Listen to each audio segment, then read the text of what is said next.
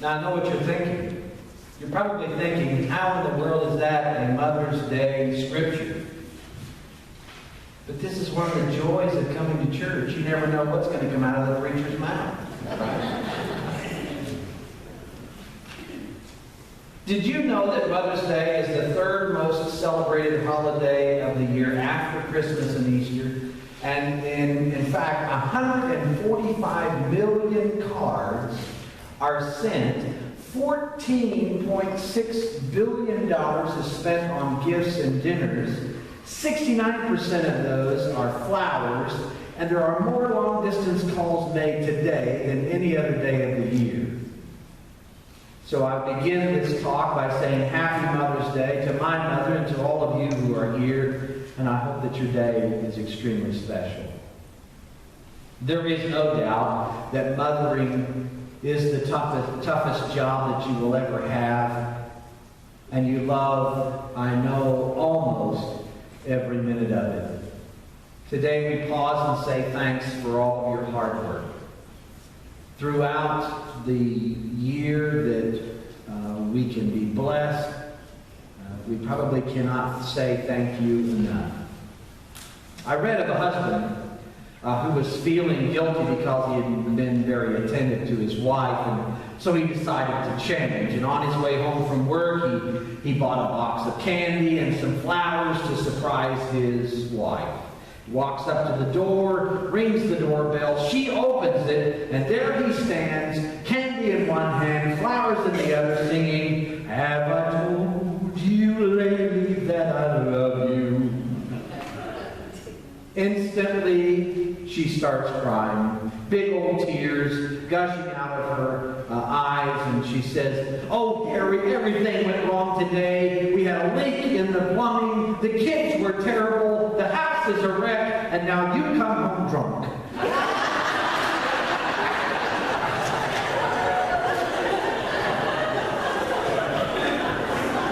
Hopefully that's not the case today.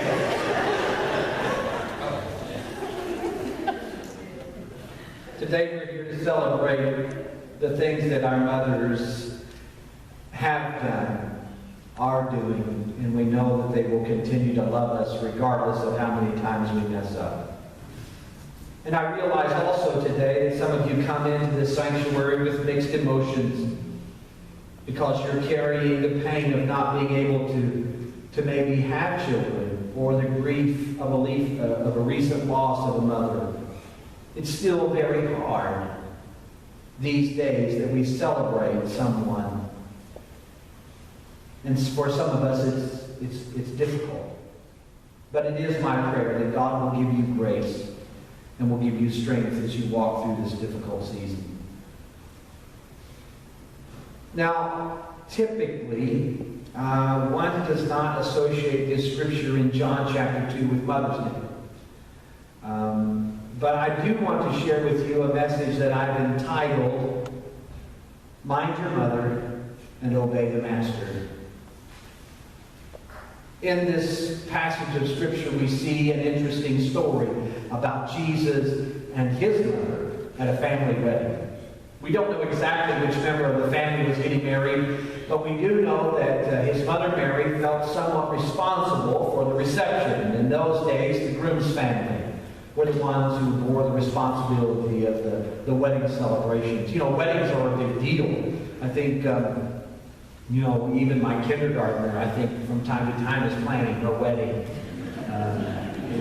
So at a very early age, young girls, they're excited about thinking about that day, that they will be able to be married. And I certainly know that even though you're the dad, you're still like the husband-like fixture. And so it's always kind of a blessing, when my kindergartner said, "Now we're going to get married, Dad." And the whole idea of that is that they don't understand that. They're thinking the beauty of marriage. And that's a wonderful picture, I think, for us to look at today, of this marriage. For Mary, we don't know really what kind of a wedding she had. It may have been something very simple. She may not have had some big, elaborate fancy wedding and reception. Hers may have been a very simple wedding, as some of you have experienced. But in this case, we know that this was a special day. This was a big deal. And so, in the course of the celebration, something happens. When the wine was gone, Jesus' mother said to him, "They have no wine." And when I read that, the first thing that popped into my head was, leave it to a mother to point out the obvious. Right? A mom can sometimes point out the obvious. And for some of us, we might shake our heads and go, "I know, Mom, I know." But back in those days, to run out of wine was a very serious matter. In some ways, Jesus' response might be thought of as rude. "Woman, why are you involving me in this?" I mean, you know those situations that your mother somehow just drags you into, and you have no choice, but at the same time you're going to get it off your chest. What are you doing? Why are you dragging me into this? I don't need to be dragged into this. Why are you dragging me into this? Right? "My time has not yet come," Jesus said. And so initially we might think, well, that's not very respectful of your mother, Jesus, to speak to her like that. Now, Jesus understands the Old Testament law that says that you must honor your mother and your father, so he steps in. Now, let me remind you of something. Sometimes in those situations where, for whatever reason, God puts us in a position to learn a lesson from our mothers. And for Jesus, it became a lesson in minding your mother. I want to share with you some points today. You'll find a very brief outline in your bulletin. But the first point that I want to make is sometimes things get worse before God makes them better. My mother, as her best, is an optimist. But make no mistake about it, when things were not looking very good in certain situations in my life, sometimes my mother had to be honest with me and say, "You know what? Sometimes things will get worse before God makes them better." A lot of us may be experiencing the worst things. In this case, we had a bride and a groom who ran out of wine. So it just seemed like the worst thing that could happen has happened. A lot of us are experiencing worse things. The worst in, we're out of, maybe not wine, but we're out of finances. Or our relationships are run out. And I look at 1 Peter chapter 5, verse 10. It says this, "After you have suffered a little while, God will himself restore you and make you strong and firm and steadfast." The wonderful blessing about having my mother in my life was that she may have understood that life was full of ups and downs. But she also recognized that there is something in the suffering, that there is something to be gained in the suffering, that there is something that God can reveal to us in the midst of those times of difficulty. And after you have run out of wine, so to speak, after the bonus didn't come, after your kids have driven you crazy, or maybe screamed or yelled at you, or even told you how much they hated you, after you have suffered a little while, there is a promise. And that promise is this, that God will himself restore you and make you strong. The truth, the promise that God gives us is that after we have suffered for a little while, God is going to show up and make us stronger and better. Many of us are living in verse 3 of that miracle. We're out. doesn't look good. We're at the end of our rope. We may have run out of hope. We may have run out of options. We have to do like Mary did. And not live in the verse 3, but to look forward to what could happen. And so, when Mary recognized what a terrible faux pas this is in a wedding, after Jesus says, "My time has not yet come," it's almost as if she completely disregards what Jesus says and looks to the servants. Now pay attention to what happens here. This is mothering 101 at its finest. Because when your kids tell you what you don't want to hear, you start looking at somebody else who will listen. Right? So she looks to the servants and she says, "Do whatever he tells you." Which I told him. Right? You see how this is working out? This is excellent skill. So Mary turns to the servants and says, "Do what he told you." And this, my friends, is that opportunity that we now recognize as the first miracle occurring in Scripture that Jesus performs. What has happened is that Jesus has now been given an opportunity to make an impact. But we must realize, and this is the second point, that we have to look to Jesus for our solutions. We have to look to Jesus for our solutions. Mary understood Jesus had the capability of fixing this problem. There was nothing out there on the horizon that was saying, "Oh, well, help is on the way." And Mary understood that in this situation, the only person that could really bring a solution to this problem was Jesus Christ.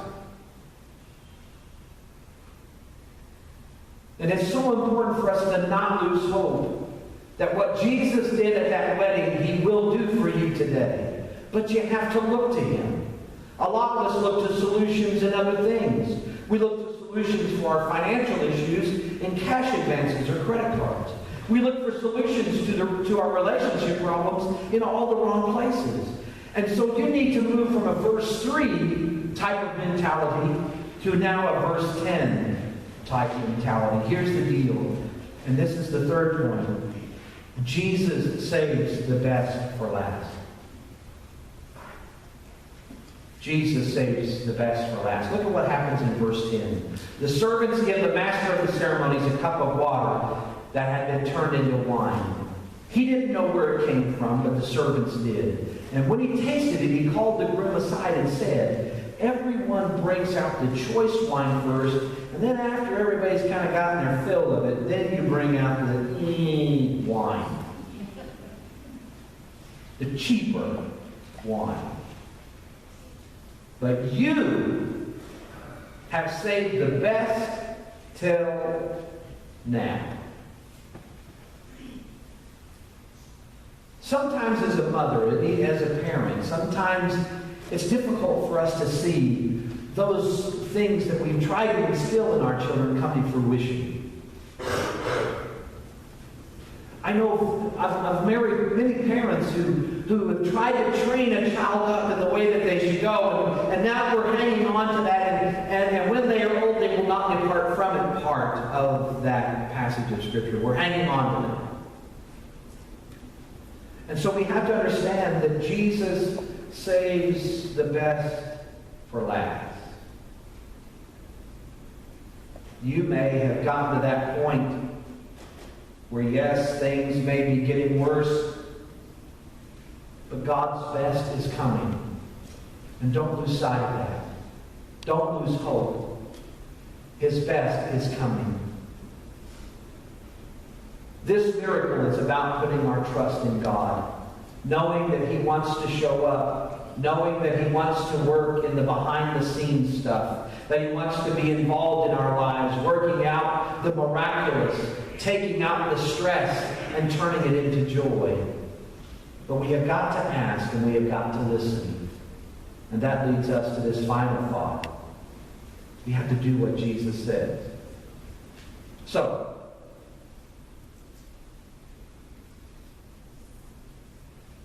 the servants are being told, do whatever he tells you.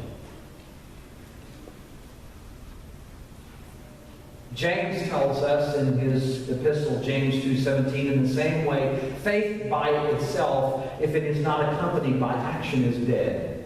In other words, you can come to church, you can say you believe all day long, but if you're not willing to put action to that faith, your faith is actually dead. And so today is that day that we need to obey the Master. For many of us, parenting is a huge sacrifice. It is recognizing the sacrifices that have been made. This morning, we got up and the girls and I worked on fixing breakfast for Amy. And just so you know, she's not the breakfast in bed kind of mom. That's not practical. I mean, it's kind of that whole having to steady everything and, who wants to get orange juice all over the sheets and things like that. So, I'll just come, you see the disaster that could take place and just simply, we'll just have breakfast at the table. So we get the breakfast served and everything, and Addison is kind of a very slow eater. And I'm kind of finally getting sat down, and I've got my one egg, and I've got my piece of toast, and kind of trying to hurry around this morning. And Addison's finishing up her breakfast, and she leans over and she looks at my plate and she goes, "Can I have half your egg?"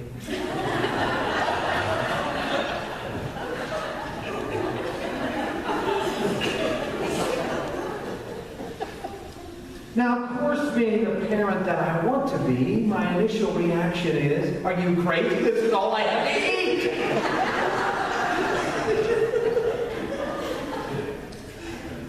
But the sacrificial parental side of me says, "Of course, my darling." And as I cut the egg in half, and I begin to transfer it onto her plate, she looks at my plate and she goes, "That means you only have half an egg." Yes, honey, that's right. Daddy only has a half an egg. Wait for it. You can have your egg, half of an egg back. I shouldn't do this on Mother's Day.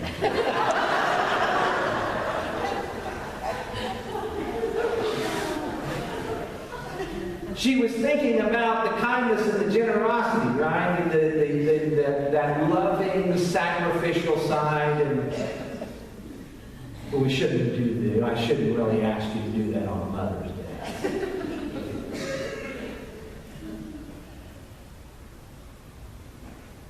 My mother, I am so blessed to be able to pick up my phone and call her. And don't think for one moment that there's not a day that goes by that I'm not grateful for that. I may not call you every day, Mom, but I know eventually she would say, "Quit calling, we're playing bingo."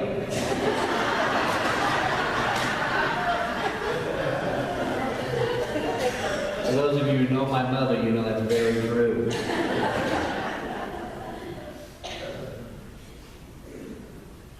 But of all of those lessons that my mother taught me, there is one that I come away with, and by the grace of God go I am thankful that my mother has given me a life of faith.